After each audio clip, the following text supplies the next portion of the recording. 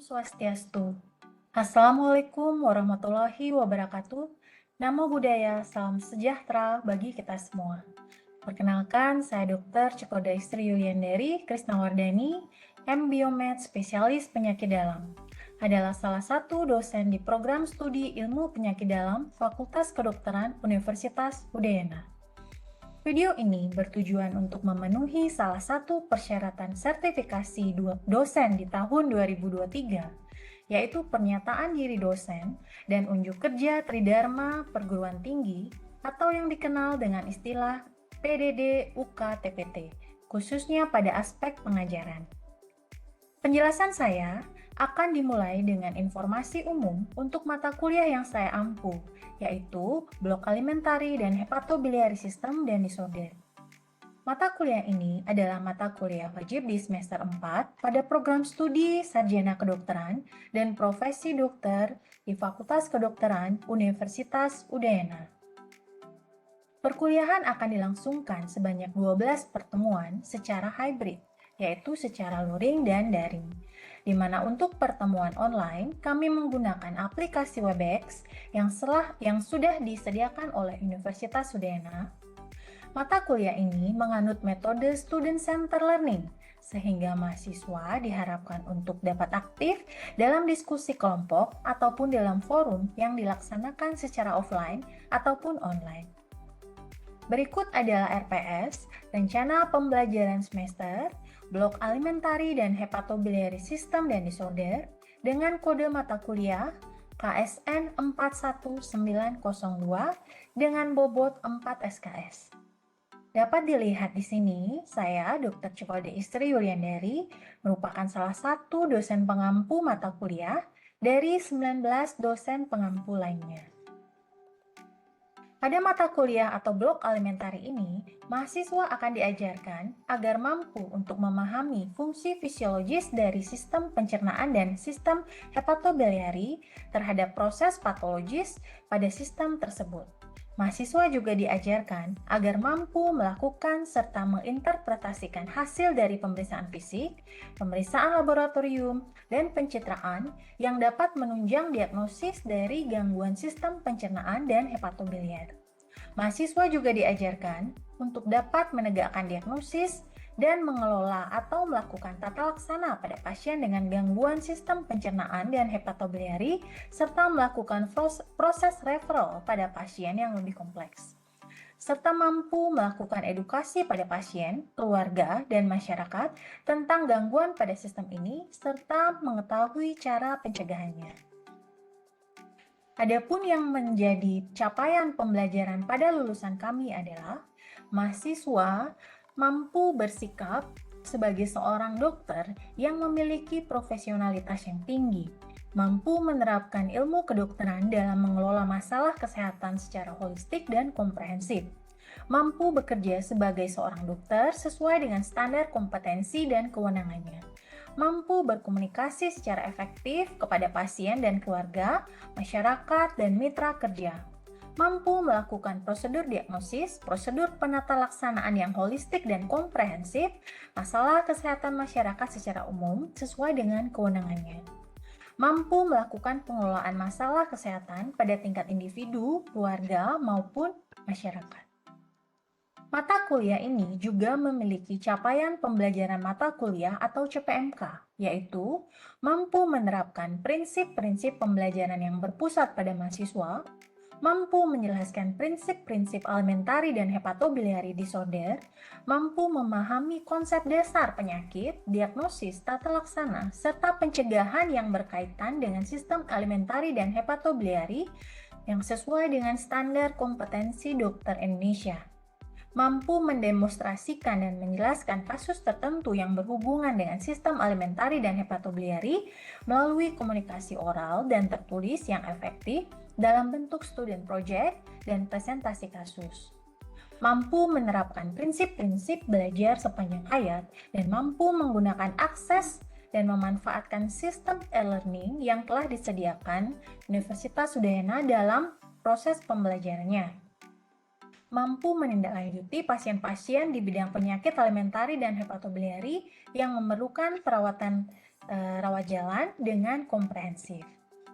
Terdapat 7 bahan kajian pada mata kuliah alimentari dan hepatobiliari, yaitu struktur fungsional sistem alimentari dan hepatobiliari, dasar patologis gangguan sistem alimentari dan hepatobiliari, gejala dan tanda gangguan sistem alimentari dan hepatobiliari, pemeriksaan fisik, pemeriksaan laboratorium, dan pencitraan pada penyakit sistem alimentari dan hepatobiliari, penggunaan obat yang rasional pada gangguan sistem alimentari dan hepatobiliari, tata laksana gangguan sistem alimentari dan hepatobiliari, serta komunikasi, informasi, dan edukasi, dan prinsip pencegahan dasar, serta deteksi dini gangguan pada sistem alimentari dan hepatobiliari.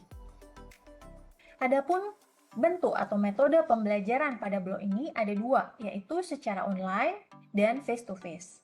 Pada aktivitas online, mahasiswa dapat melakukan self-learning dan mengerjakan self-assessment yang sudah disediakan oleh dosen pengajar. Mahasiswa juga diberikan tugas terstruktur dalam bentuk learning task dan student project yang dapat dikerjakan secara berkelompok. Pada metode face-to-face terdiri dari kuliah pendahuluan oleh dosen pengajar, kemudian terdapat juga aktivitas kelompok kecil atau small group discussion, di mana mahasiswa akan dibagi menjadi kelompok-kelompok kecil, melakukan diskusi, serta membahas tugas terstruktur yang diberikan, dan dipandu oleh dosen fasilitator. Dan yang terakhir adalah pleno, di mana diskusi dipimpin oleh dosen pengajar tentang topik yang diajarkan, serta pembahasan dan klarifikasi jawaban dari learning task yang sudah diberikan. Untuk bentuk asesmen atau penilaian yang digunakan pada mata kuliah ini adalah dengan dua pendekatan, yaitu pendekatan secara online dan face-to-face. Untuk pendekatan secara online, yaitu melalui penilaian laporan student project, mahasiswa secara berkelompok membuat karya ilmiah dengan topik yang sudah ditentukan.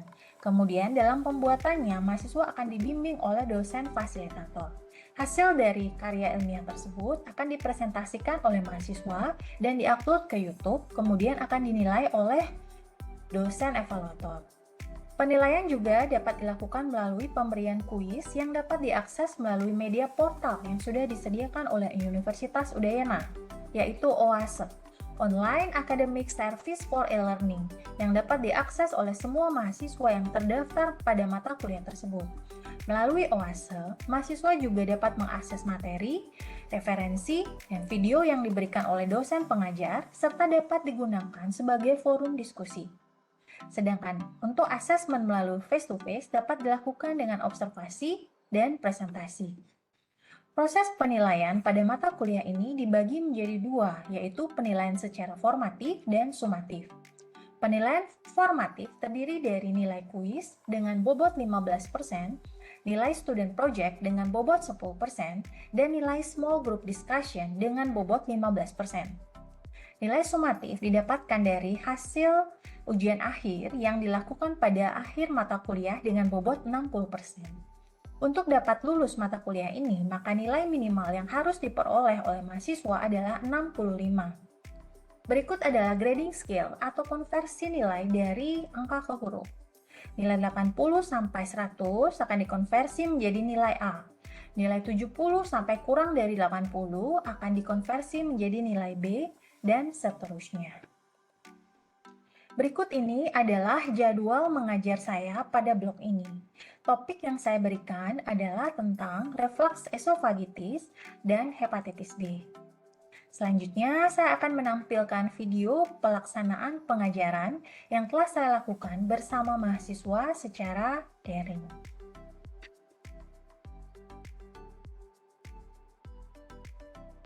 Selamat siang semuanya. Hadirin yang sudah hadir di webex ini. Ini adalah kali pertemuan kedua kita di semester 4 untuk blok alimentari dan hepatobiliary disorder. Kali ini saya akan membawakan topik tentang hepatitis B virus. Saya perbesar slide dulu. Saya rasa semua sudah pernah mendengar tentang hepatitis B virus ya, karena pemerintah sering sekali mendengungkan tentang pencegahan hepatitis B virus. Ya pasti sudah pernah melihat sekali tentang pamflet hepatitis B ataupun poster hepatitis B yang dipasang di rumah sakit. Di tanggal 28 Juli kemarin kita juga merayakan Hari Hepatitis B Sedunia. Nah, kalau sampai ada Hari Hepatitis B Sedunia, tentu saja virus ini merupakan salah satu virus yang mempunyai implikasi yang besar, baik pada morbiditas ataupun mortalitas pasien sampai ada Hari Hepatitis Sedunia. Ya, nah saya mau bertanya sebelum kita mulai kuliah, kita brainstorming. Ada yang tahu nggak berapa sih prevalensi atau Indonesia itu termasuk negara dengan tingkat penyebaran apa untuk hepatitis B? Apa tingkat penyebaran yang tinggi, rendah, atau sedang? Mungkin ada yang pernah baca? Mungkin kalau izin setahu saya karena Indonesia sendiri itu termasuk ke dalam penyebaran yang tinggi, dokter. Mungkin karena ada dari program pemerintah sendiri kan juga salah satunya ada vaksin hepatitis B, terutama untuk yang penularan secara vertikal dari ibu ke anak itu juga sedang digalakan. Berarti mungkin kalau menurut saya dari Indonesia sendiri adalah salah satu negara dengan yang tingkat infeksi virus hepatitis B-nya itu cukup tinggi, dokter. Mohon arahan dan bimbingannya. Baik ya. Jadi dulu kita pernah tinggi deh ya. Jadi dulu kita pernah masuk ke dalam salah satu negara dengan tingkat penyebaran yang tinggi untuk hepatitis B. Namun akibat program dengan upaya pemerintah ya memberikan vaksin pada setiap bayi yang baru lahir, itu benar seperti yang disebutkan tadi, kita sudah turun. Kita turun peringkat dengan tingkat penyebarannya adalah derajat sedang ya. Kita sudah turun peringkat dan harapan dari pemerintah di tahun 2030 ya kita bebas virus hepatitis. Semoga bisa terwujud. Oke, saya rasa sekian brainstormingnya. Kita akan mulai perkuliahan hari ini. Ini adalah outline materi yang akan saya bawakan pada hari ini. Pendahuluan, epidemiologi, kemudian patogenesis, gejala klinis, diagnosis, natural history dari hepatitis B, komplikasi, dan juga terapi. Jadi hepatitis B merupakan masalah tidak cuma di Indonesia ya, tapi di seluruh dunia, di mana didapatkan lebih dari 300 juta individu itu terinfeksi hepatitis B. Ada dua jenis infeksi, itu hepatitis B akut dan juga hepatitis B kronis. Sedangkan untuk yang akut biasanya tidak bergejala, hanya sedikit yang menjadi hepatitis akut fulminan ataupun yang menyebabkan kegagalan hati, hanya sedikit. Namun berbeda dengan infeksi kronis hepatitis B, jadi ini penderitanya banyak ya di seluruh dunia. Jadi dari 300 juta di seluruh dunia, itu 250 jutanya merupakan hepatitis B kronis. Dan hepatitis B kronis ini merupakan silent disease. Jadi pada saat dia terkena pada fase awal, biasanya tidak bergejala. Nah, akan menimbulkan gejala apabila sudah masuk ke end stage. Ya, biasanya sudah terjadi komplikasi seperti sirosis hati ataupun komplikasi kanker hati. Sehingga menyebabkan hepatitis B kronis merupakan penyebab terbesar kematian nomor 10 di seluruh dunia. Nah, ini peta prevalensi dari hepatitis B virus ya, dapat dilihat di sini. Warna ungu itu menggambarkan prevalensi yang tinggi. Nah, prevalensi ini dibagi menjadi 3 oleh WHO, Organisasi Kesehatan Dunia. Lebih dari 8% itu termasuk tinggi, sedang 2-7,9%, dan rendah itu kurang dari 2%. Di Indonesia sendiri sekarang angkanya berkisar 7,1%. Jadi masuk negara dengan tingkat penyebaran hepatitis B sedang. Transmisi hepatitis B. Seperti kita ketahui bersama ya, metode transmisi hepatitis B adalah dengan melalui kontak dengan darah dan cairan tubuh yang terinfeksi. Jadi ada 2 metode transmisi. Yang pertama adalah horizontal. Horizontal itu sesama. Misalnya dari penggunaan jarum yang tidak steril pada saat melakukan body piercing ataupun melakukan sharing needle saat pada pengguna narkoba suntik, ataupun bisa tertular saat melakukan hubungan seksual yang tidak aman, ataupun tertular saat melakukan transfusi darah. Ya, sedangkan untuk vertical transmisi itu didapat dari ibu yang ditularkan dari ibu ke anak yang dikandungnya. Ya, tadi sudah disebutkan oleh temannya. Itu namanya vertical transmission. Nah, selanjutnya saya bertanya, kalau di Indonesia yang mana yang paling banyak? Tingkat penyebaran horizontal atau vertikal?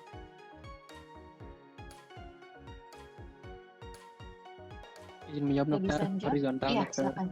Horizontal.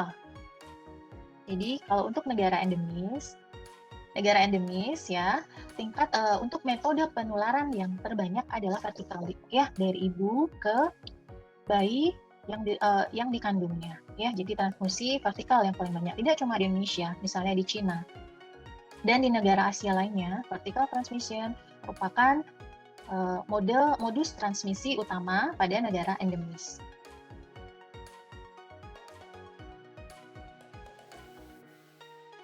HIV. Nah, HIV itu ditularkan melalui darah dan cairan tubuh. Ada yang tahu nggak mana yang lebih kontagius, HIV atau hepatitis B? Izin menjawab dok, hepatitis B dok. Hepatitis B. Kenapa, Dek? Ada yang tahu? Kalau nggak salah virulensinya lebih tinggi dokter. Virulensi. Mungkin lebih viral load mungkin ya, yang dimaksud ya. Jadi gimana? Virus hepatitis B lebih jauh lebih kontagius dibandingkan dengan HIV, Human Immunodeficiency Virus ya. Jadi viral load hepatitis B di darah kalau dibandingkan dengan HIV jauh lebih tinggi. Yang kedua, hepatitis B virus itu dapat bertahan di ruangan, tidak seperti HIV yang akan mati begitu meninggalkan tubuh. Tapi hepatitis B dapat menempel misalnya pada alat untuk kontaminasi tadi ya, jadi dia bisa hidup di sana dan hidupnya bisa lebih dari 1 jam. Jadi resiko penularan itu tinggi pada hepatitis B virus. Selanjutnya kita melihat gambar hepatitis B ya, semua sudah lihat di sini. Hepatitis B itu berbentuk sferis, ukurannya 42 nanomikron ya. Hepatitis B merupakan termasuk dalam golongan hepatnephridae virus. Dapat dilihat di sini gambarnya sferis. Untuk struktur terdiri dari 2 pembungkus. Yang pertama adalah outer envelope ya, disusun oleh protein S ataupun protein surface yang kita kenal dengan HBsAg, hallmark dari infeksi hepatitis B. Ya, jadi berasal dari protein surface. Yang kedua adalah nucleocapsid atau disebut dengan core ini yang disusun oleh protein C. Nah, HBcAg, nah ini juga berperan penting dalam patogenesis. Harus diingat namanya ya. HBsAg berasal dari outer envelope, HBcAg berasal dari nucleocapsid. Kemudian di tengahnya ada genom, outer envelope, nucleocapsid, kemudian ada genom. Genom dari hepatitis B adalah partial double strand, ya, DNA partial double strand. Kalau di Indonesia, di manusia ya, double strand ya, double helix berikatan masing-masing DNA-nya satu sama lain. Kalau untuk hepatitis B virus dapat dilihat di sini ada yang berikatan, sebagian ada yang terlepas, ya, jadi single, double strand dan single strand. Double strand dan single strand ini penting dalam patogenesis hepatitis B, ya. Untuk pada saat hepatitis B masuk ke dalam tubuh, maka akan terbentuk cccDNA. Jadi cccDNA itu adalah covalently close circular DNA. Jadi bisa dibayangkan, double strand berkumpul satu sama lain, berikatan, ya, semuanya berikatan double strand membentuk suatu struktur yang stabil dan persisten dan sulit untuk dihancurkan. cccDNA ini bekerja, ya, jadi adalah merupakan template, ya, template dari pembentukan virus baru dan pembentukan materi genetik ataupun protein yang diperlukan untuk replikasi virus. Sekali cccDNA ini terbentuk di tubuh, maka sangat sulit untuk menghancurkan struktur ini.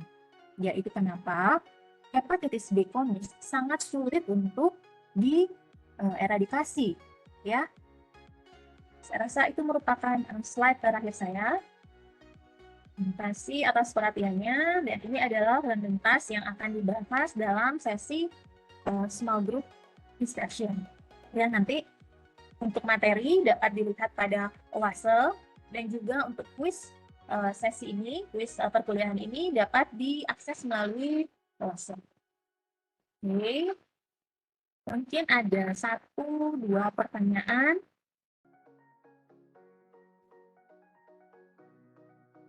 Saya stop sharing.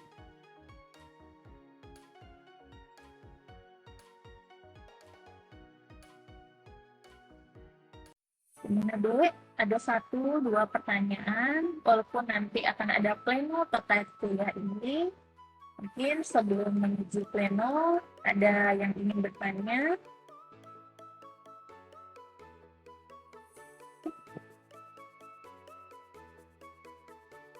Silakan. Selamat sore dok. Iya. Mungkin izin bertanya dok. Kalau untuk tadi kan salah satu metode transmisinya itu adalah apabila jarum suntik yang kebetulan terinfeksi dengan pasien yang hepatitis B dok. Kalau misalnya pada kasus tenaga medis yang tertusuk jarum bekas pasien hepatitis B ini sendiri, kira-kira tata laksananya bagaimana nih dok? Terima kasih dok. Pertanyaan yang baik sekali, karena ini dapat terjadi pada praktiknya sehari-hari. Apabila tidak sengaja tertusuk, maka tetap yang pertama dilakukan adalah mencuci air, ya, mencuci tangan dengan air mengalir dan sabun. Itu yang pertama. Yang kedua, karena sudah dipastikan pasien tersebut adalah pasien dengan hepatitis B virus, maka kita harus memastikan dulu imunitas dari yang tertusuk. Apakah sudah pernah divaksin hepatitis B, ya, sudah memiliki kekebalan terhadap hepatitis B atau belum. Kalau misalnya sudah memiliki kekebalan, ya, dibuktikan dengan anti HBs yang positif, maka dengan titer yang lebih dari 10, maka tidak diperlukan tata laksana lebih lanjut. Namun apabila si yang tertusuk, ya, individu yang tertusuk ini belum memiliki kekebalan terhadap hepatitis B, maka harus diberikan, ya, harus diberikan imunoglobulin dan juga diberikan vaksin lanjutannya 3 kali, ya. Tapi harus dicek dulu untuk mengetahui itu dia sudah kebal atau belum, dengan mengecek anti HBs-nya juga dan juga HBsAg. Kalau seandainya HBsAg-nya positif, dia bukan tertular dari pasien, tapi memang dia sudah menderita penyakit hepatitis B kronis sebelum. Sudah jelas? Iya dokter, sudah cukup jelas dok. Terima kasih dokter. Silakan, ada lagi yang bertanya?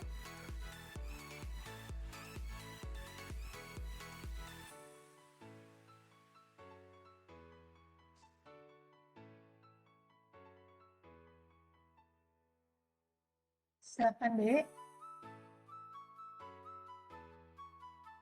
Izin bertanya dokter, sebelumnya perkenalkan saya April dokter. Jadi untuk pertanyaan saya, semisal ada staf medis yang sudah terkena hepatitis B, apakah boleh untuk melakukan tindakan kepada pasien karena hal tersebut ada kemungkinan untuk memberikan penularan kepada pasien dokter. Terima kasih dokter. Iya, pertanyaan yang sangat baik, ya. Jadi kita tidak membedakan, tidak boleh, ya, yang namanya melakukan stigma pada pasien dengan hepatitis B.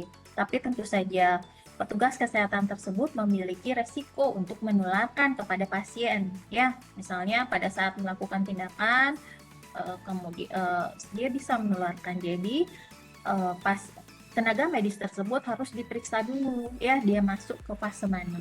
Seandainya dia belum indikasi dilakukan terapi dengan viral load yang rendah, maka boleh melakukan tindakan. Tapi kalau seandainya viral load-nya tinggi, kemudian dia sudah indikasi dilakukan terapi tapi tidak mendapatkan terapi dan melakukan tindakan medis, itu tidak boleh, ya. Jadi petugas medis tersebut harus memeriksakan diri dulu untuk meyakinkan bahwa dia memiliki resiko menularkan yang rendah. Seperti itu, ya. Sudah cukup? Sudah. Oke, sampun dokter. Terima kasih banyak dokter. Ada pertanyaan lagi? Mungkin satu pertanyaan terakhir sebelum masuk ke sesi independent learning, ya, di sini, ya. Oke. Silakan, Dek.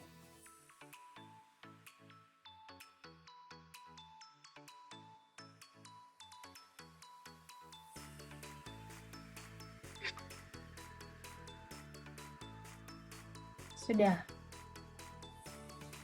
cukup? Sorry dokter. Selamat sore dokter. Ya, gimana? Perkenalkan dokter, nama saya Eka. Mungkin izin bertanya dokter. Semisalnya untuk ada seseorang individu yang ingin melakukan vaksin dari hepatitis B sendiri, apakah ada prosedur atau hal-hal yang perlu dipersiapkan nih dokter? Terima kasih dok. Oke, pertanyaan praktis lainnya ya.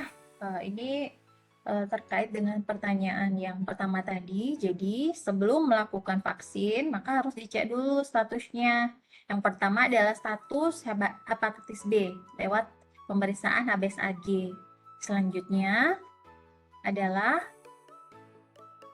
pemeriksaan anti HBs ya, untuk meyakinkan bahwa pasien tersebut tidak mempunyai kekebalan terhadap hepatitis B. Kalau seandainya dia sudah memiliki anti HBs yang positif, ya, itu artinya ada kekebalan alami. Mungkin saja dulu sudah pernah kena infeksi hepatitis B, jadi dia ada positif. Atau dapat vaksin dulu waktu bayi, misalnya umur 17 tahun, pasien tersebut umur 17 tahun, divaksinnya kan baru lahir, mungkin aja masih sisa ada kekebalan. Dan harus dilihat juga titernya. Kalau titernya di bawah 10, maka itu harus di booster. Ya, diberikan vaksin hepatitis B lagi, ulang. Ya, misalnya cukup booster sekali atau 2 kali ataupun full complete booster. Udah ya. Kalau yang tidak memiliki kekebalan, maka diberikan 3 kali vaksin hepatitis B sesuai jadwal, bulan ke-0, bulan pertama, dan bulan ke-6. Seperti itu. Oke. Terima kasih dok. Iya. Sudah cukup saya kira ya. Nanti kalau misalnya ada yang ingin ditanya, kita akan bahas lebih lanjut di sesi pleno. Ya, kita akhiri perkuliahan kali ini.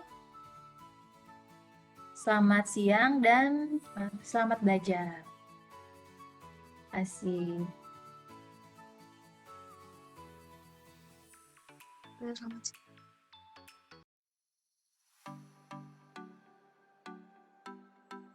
Demikianlah video PDD UK TPT untuk mata kuliah alimentari dan hepatobiliary system dan disorder ini.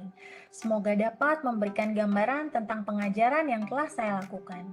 Saya mengucapkan terima kasih kepada seluruh tim penilai dan panitia sertifikasi dosen 2023 gelombang kedua. Demikian yang dapat saya sampaikan. Kurang lebihnya mohon maaf. Om Santi Santi Santi Om. Assalamualaikum warahmatullahi wabarakatuh. Namo Buddhaya dan salam sejahtera untuk kita semua.